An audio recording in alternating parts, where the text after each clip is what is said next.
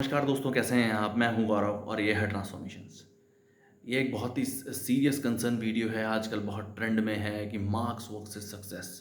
ये किस तरीके से आप याद करिए कि आपकी क्लास में जो बच्चे फ्रंट रो में बैठते थे, जो सुबह शाम पढ़ते रहते थे, जो पढ़ाई के अलावा और कुछ नहीं करते थे, और उन बच्चों को सोचिए जो बैक बेंचर्स हुआ करते थे, जो जिनका पढ़ने में थोड़ा कम इंटरेस्ट था, या जो कि क्लास से बंक मारते थे, या फिर अपनी ज़िंदगी में इस तरीके की आवारागर्दी करते थे या ये करते थे। वो देखिए आज ज़िंदगी में कहाँ हैं।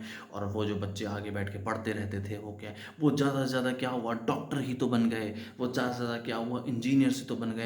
आज देखिए वो कितना कमा रहे हैं, और लोग देखिए ज़िंदगी में कितना ज़्यादा कमा रहे हैं। देखिए सक्सेस का पैरामीटर पैसा कभी भी नहीं होता।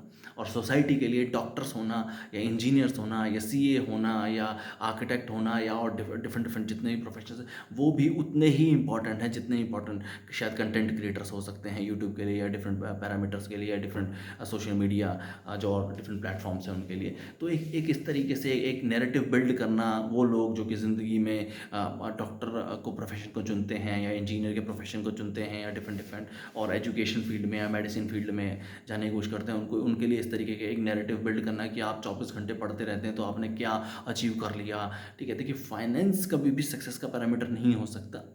ठीक है, और मैं इन युवाओं से भी बोलना चाहूँगा कि आप इस फेक नैरेटिव के बीच का बिल्कुल भी पार्ट ना फंसें। आप बिल्कुल पढ़ें, बिल्कुल जो भी आपका इंटरेस्ट है उन सब एरियाज़ में जाइए, बिल्कुल बिल्कुल पढ़ें, और इस फेक नैरेटिव के थ्रू बिल्कुल भी पार्ट ना बने। पढ़ना भी उतना ही ज़रूरी है जितना और कुछ करना ज़रूरी है, और पढ़ लिख के ही देश आगे जा पाएगा।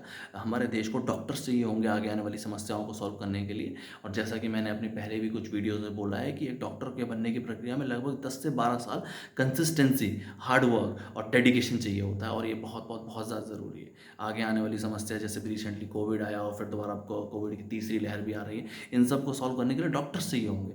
आगे आने वाले नए बिल्डिंग इंफ्रास्ट्रक्चर के लिए हमें बहुत अच्छे इंजीनियर्स चाहिए होंगे।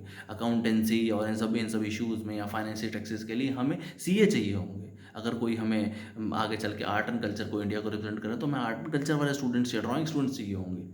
हमेशा सिर्फ कंटेंट क्रिएशन से, या फिर इस तरीके से ओवरऑल यूट्यूब इन्फ्लुएंसर से ही देश तो नहीं चल पाता।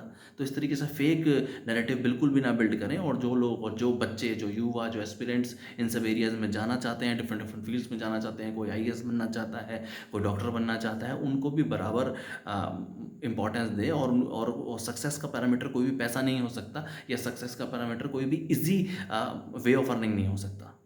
ये एक बहुत बहुत बहुत सीरियस कंसर्न है, सोचिए। जय हिंद, जय भारत।